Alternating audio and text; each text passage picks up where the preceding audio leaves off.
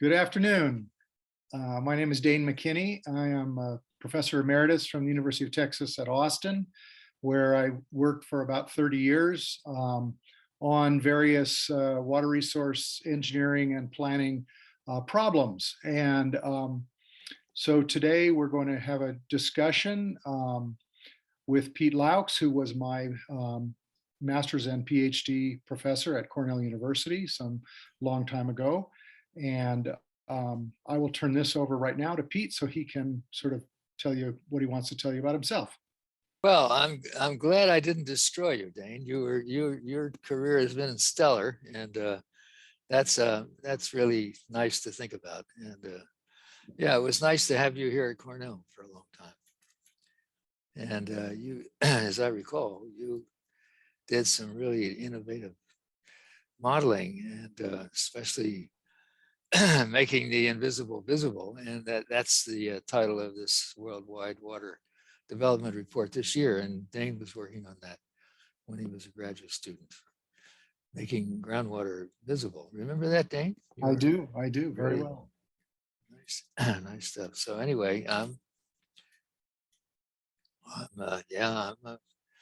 also emeritus, but I've managed to stay involved some way. And that's the advantage of that. If you don't know this already, for old guys, is that if you're getting paid by the institution that has your retirement funds, you don't have to take an income distribution. So you don't have to pay a big tax. And so I've managed to stick around and do stuff here at Cornell. And in the last 3 years, it's really been sticking around. God, I haven't been in a plane in 2.5 years. And that's unusual for me. I think a lot of people are in that same situation. So much. So anyway, yeah, and it's nice. I mean, I'm getting used to it for some reason.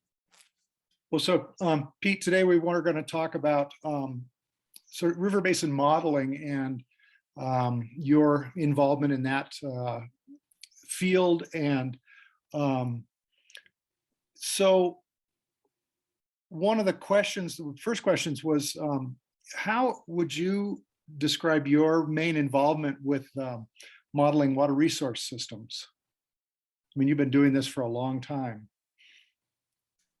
Well, when I came to Cornell, that's what I learned. And I've just been repeating what I've learned and adding some that I've learned since. So yeah,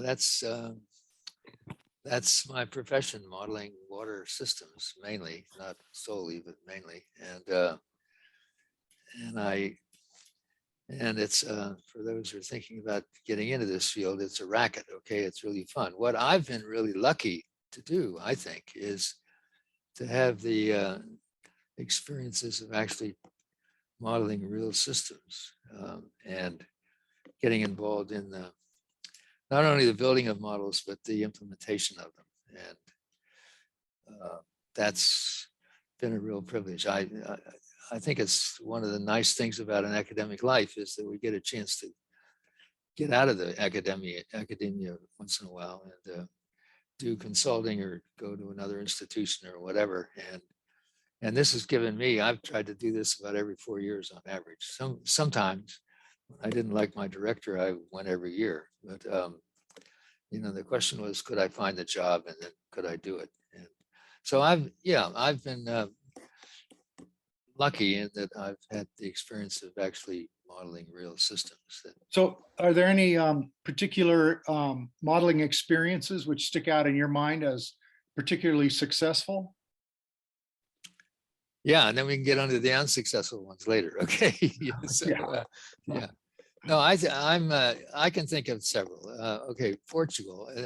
I was involved in developing a water resources policy that was different when I started in Portugal over a 10-year period, thanks to NATO. Okay, NATO, and we actually got to where institutions were implemented and agencies of the government were changed, and so the modeling had a real impact on our changing Portugal, not all in one direction at all the time, but over time, changing the mentality of, hey, here's a dam site, let's build it, to where should we build dams, if at all, and for what purpose, and how should we manage them? The stuff that we all do all the time. And so over a 10-year period, we had a big impact on Portugal. And probably the biggest impact we had was that we worked with the Portuguese, and those people have they're now famous in their own right, which is always fun to acknowledge, I think. Another example is Libya. Over about a 4-year period, I worked on the Great Man-Made River in Libya when Gaddafi was involved. And I would say that was successful in that they wanted the results, and they were asking for them. But I have to say that to get the results, sometimes we had to get data. And when we were in Libya, the agencies and the government that had the data didn't necessarily want to give us the data because they felt that their power and significance in the government was because of those data. And the question was how to get those data without paying for it. And they don't go to drink in the bars in the evening, which is to their credit, I think. So the question is, what can you do? And I discovered that a lot of them play squash. So I joined the Benghazi Squash Club and played squash with them, and I got the data. So that was successful. The most recent study has been on the Mekong River. And people are probably sick of the publications that have come out of that so far, but that had we very successful because they actually stopped thinking about, at least temporarily, thinking about building a huge dam that would be on the most downstream section of the Mekong River.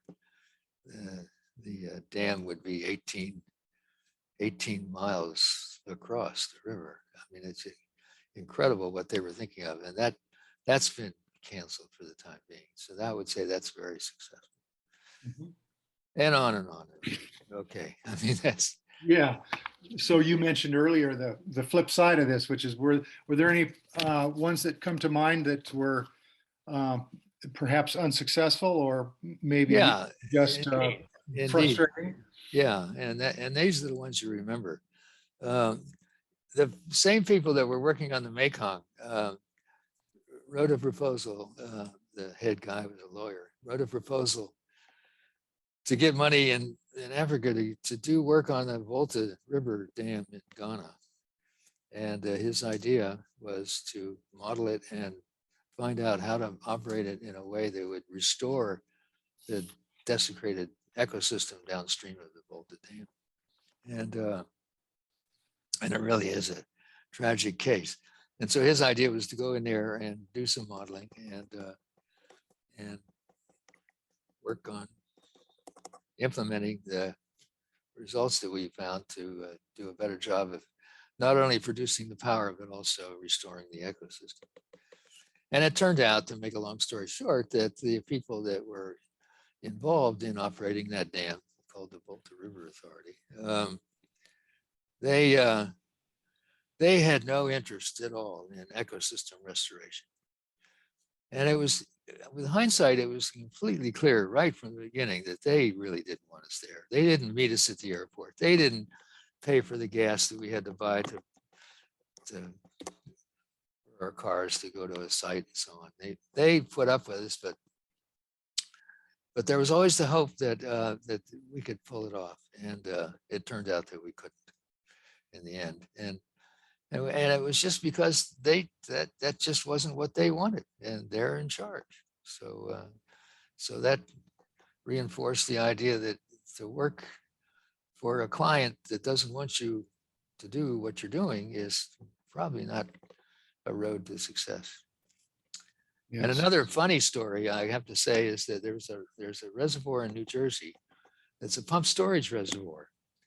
And what they do is that anytime the reservoir level goes down, they pump water from a local river up into that reservoir to fill it for water supply, strictly for water supply. And And so what happens is that they pump it up using a lot of energy, and then it rains.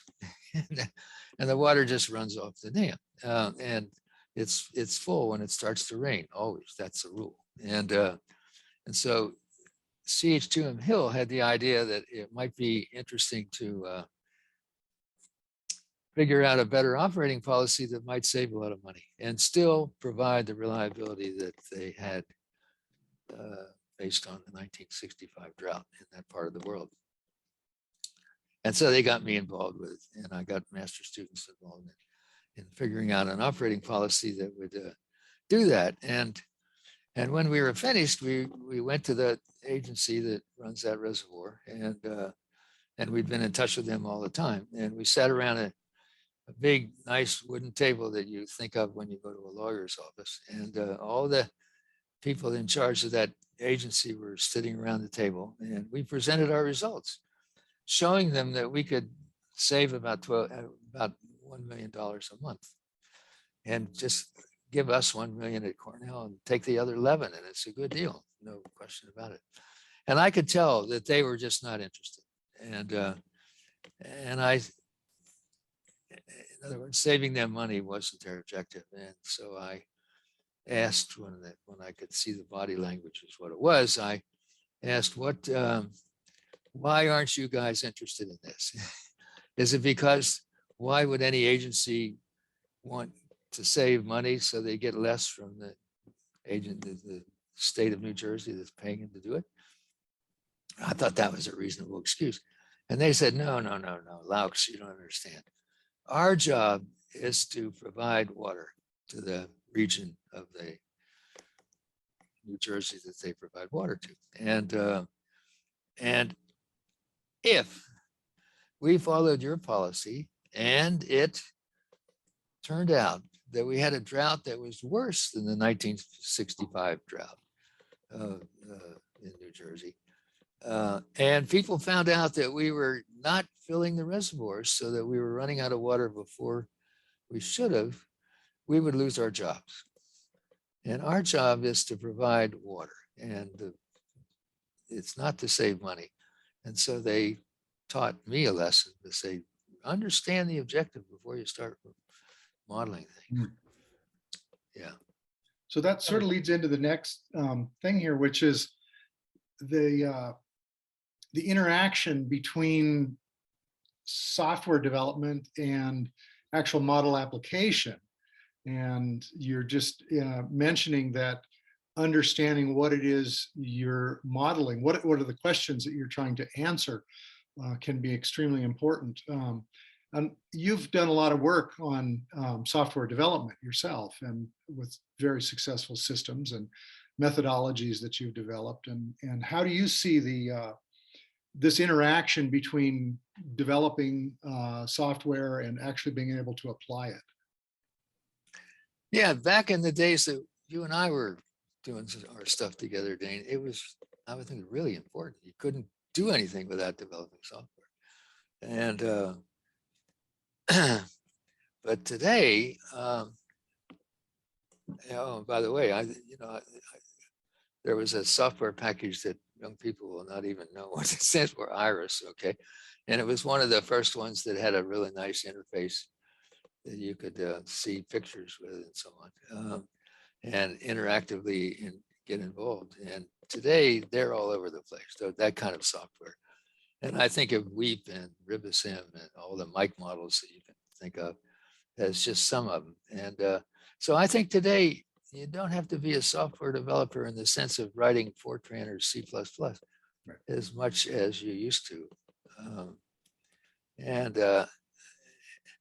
And what you end up using is code that has some degree of reliability because lots of people are using it. Whether it works well or not, it's got some credibility, and the HEC models are another group of models that are that. So to be able to work with software rather than write it now is probably more important. I really wonder if, I'll take that back. I was wondering if any students do software development, but sure, they use Python and stuff, whatever. But you have to know your software. You have to be able to use something that somebody else has written, or else develop your own to make things work in our job.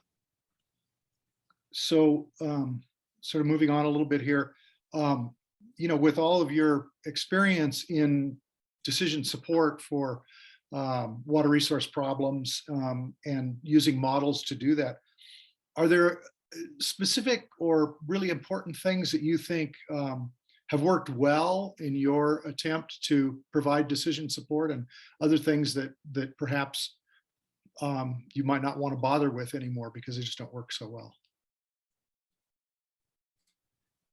Well, when I think of decision support systems, I'm thinking of models that are also called participatory models Mhm. that involve people, involve the people that are actually involved in making decisions, hopefully, or at least their staffs. And so to me, it's just absolutely critical that you involve, if you want to be successful in getting something implemented, not getting a journal article, that's easy, but compared to actually doing something on the ground, you've got to involve stakeholders. And that can be, that can take over 50% of the time, to keep them on board, to keep them educated, and to keep responding to their feedback that they give you with respect to the models that you're asking them to play with and use. So to me, it's absolutely critical to involve the stakeholders, keep them informed, and that's a challenge because they come and go. New stakeholders get involved, the old ones leave. You have to keep educating them. But without getting the trust of stakeholders and understanding what they want and keeping yourself informed through them, it's unlikely that you're going to be as successful as you might otherwise be. Does that So answer your overall, question? yeah, I think you did. So in general, in this area of river basin planning, what do you think is sort of the value of having and using a model versus, say, not having a model, not being able to do modeling? What really does the model bring that, enhances the process of the planning? Okay, my biased view is that there's two kinds of models. There's one kind that we get paid to develop and publish and all that stuff. Okay, and the other one is a mental model. All right, and if you're not using a mathematical model, in general, if you're not using some quantitative tool, then you're still using a model, but you're just saying, what do you think is going to work? What do you think is going to do well? And the advantage, in my view, if I have to sell modeling, is that the advantage of quantitative models, not to replace mental models, never that, but the advantage of using quantitative tools is that you have to be very explicit about the assumptions you're making. And the advantage of mental models is you don't have to even mention them. And the quantitative models allow you to play around with a lot of detail that you're not going to do mentally. And that, to me, that's an advantage. And that can, in fact, and it has, in my experience, the results of quantitative models, if you are successful, I think, is that the information that comes from those enters the debate about what to do. They may, the actual solutions that you get may not be implemented, and that's no big deal to me. But it's what you can inform decision makers and how they react to that, and whether they even pay attention to it. That's the measure of success for quantitative modeling. So In my view. You've been involved in this for quite some time, and in fact, you've been sort of one of the early visionaries in a lot of the way that we. Yeah, Dan, you say quite some time. Yeah, when young ladies get up out of their seat when I enter a bus, that tells you something. No, but some of the more visionary things that we take for granted these days, you were on the cutting edge of developing these things. I'm just curious, what do you see as some changes that we might expect in modeling over the next decade or two if you have any idea about that. It's hard to, put on. Well, I have a dream, and I wish I could live long enough to see it. And I don't know if it's going to happen in the next 10 years or so. But in the aviation business, there's a simulator that pilots get in, and they fly it, and they're in the environment that they're making decisions about. And that's just a quantitative simulation model, right? But they're in the environment. And the same thing goes for ships that are navigating harbors. And the same thing I've learned from bus drivers. There are simulators for training bus drivers, and for train engineers that drive trains. There are simulators for all these, and they're in the environment where decisions are being made. I don't see why we can't somehow, someday, with enough money, I guess, develop simulators that we're inside of and that we're involved with making decisions with stakeholders in an environment that makes us think we're really there to some extent anyway. That's a vision I have.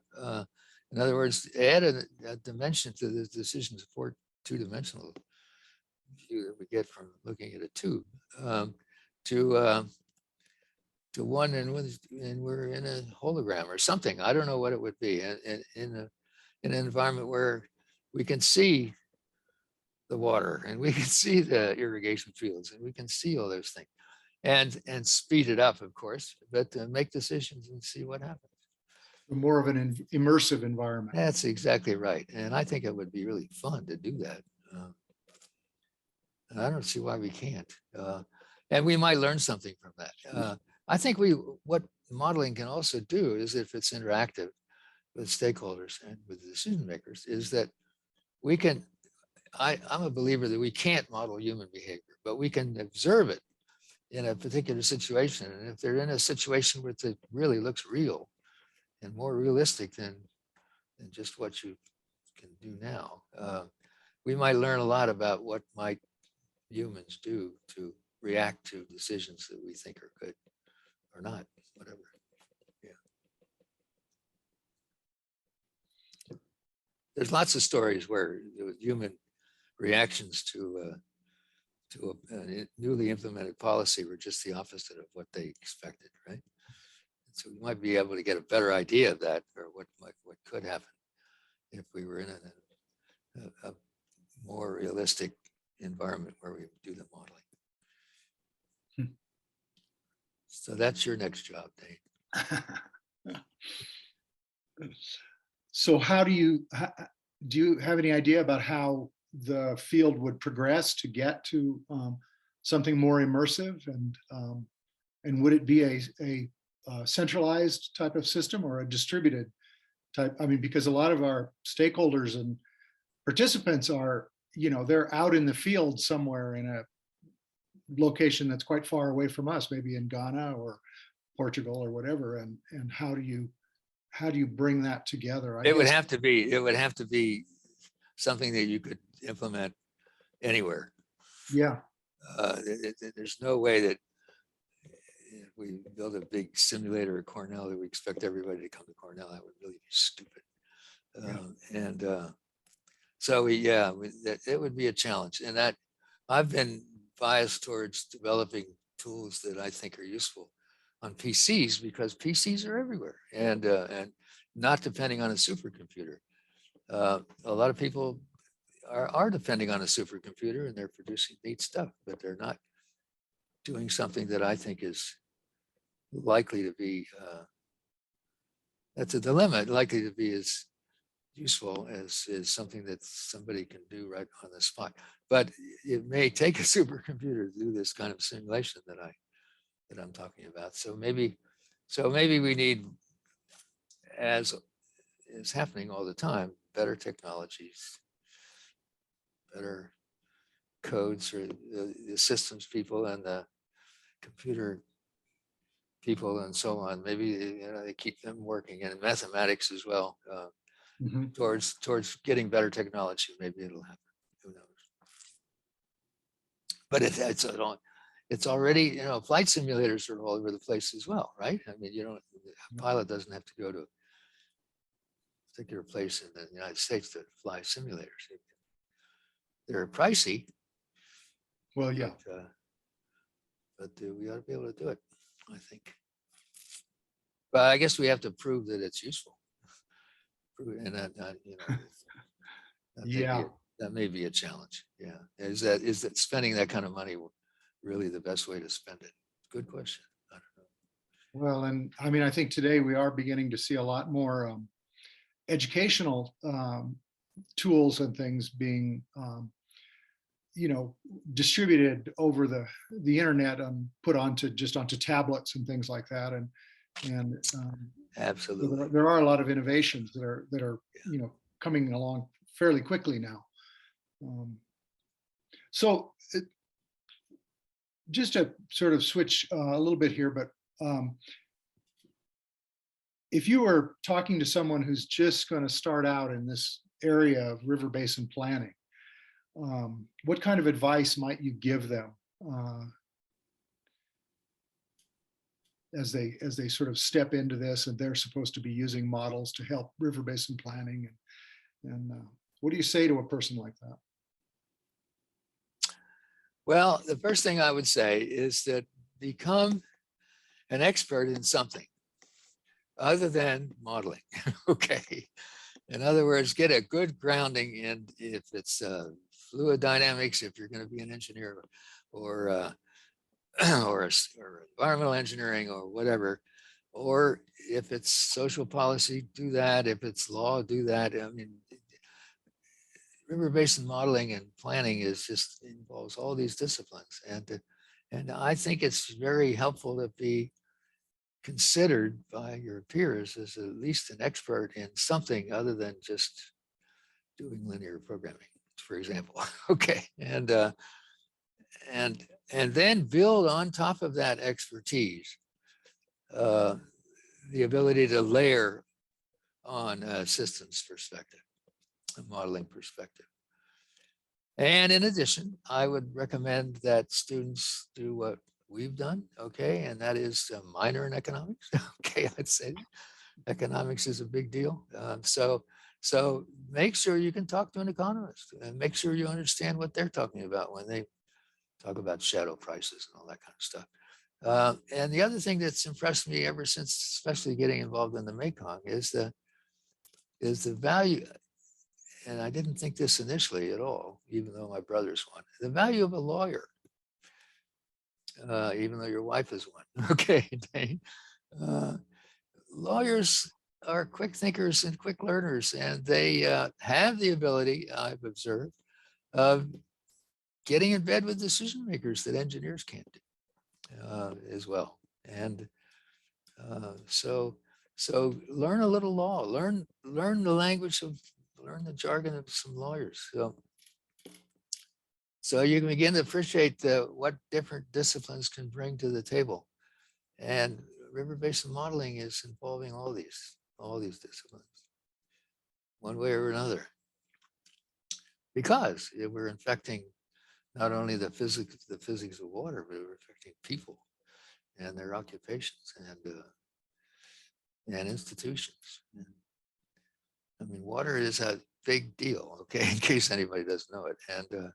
And it's getting to be a bigger deal now that we've got the uncertainty of climate change involved with us. So it's just, yeah. So get an exposure to the disciplines that you have not been exposed to, but make sure you're considered at least an expert on starting.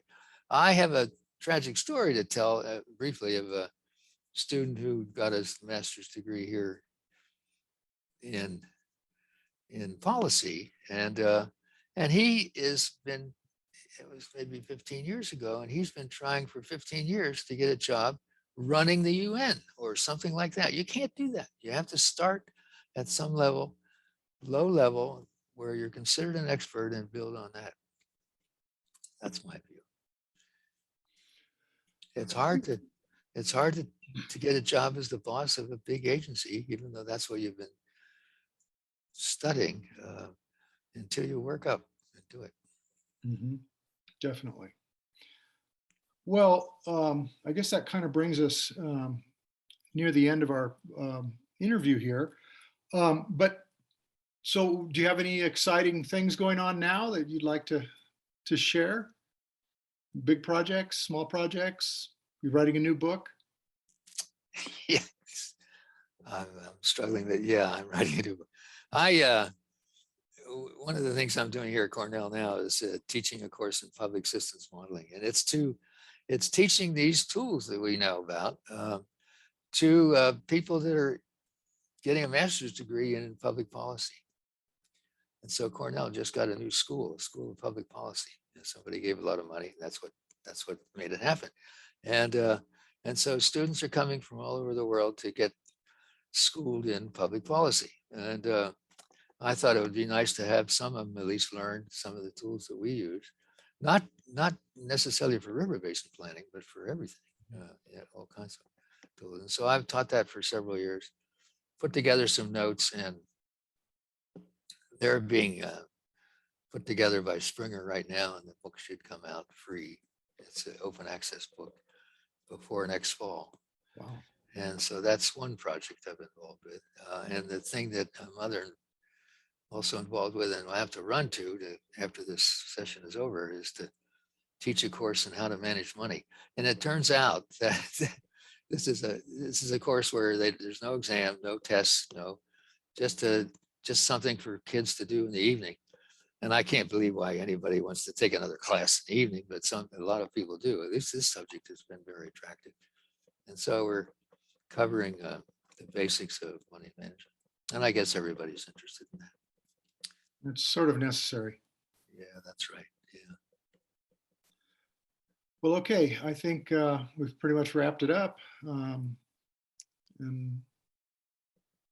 do you have any Dane, good. final comments or well, thoughts on all this?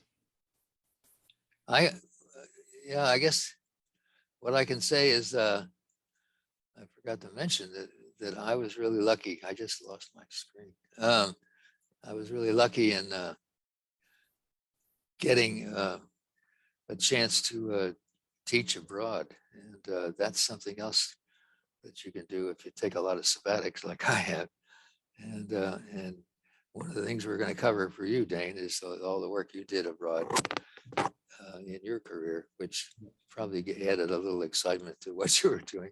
Definitely. Texas, yeah, right. So that was a privilege for me to do. And then I worked in the World Bank as an economist for a year. That's with my title. I don't say I was one, but I had a title as economist. Posing as one. Yeah, that's right. Anyway, that's enough of me. Yeah, good. Okay, well, this has been very good.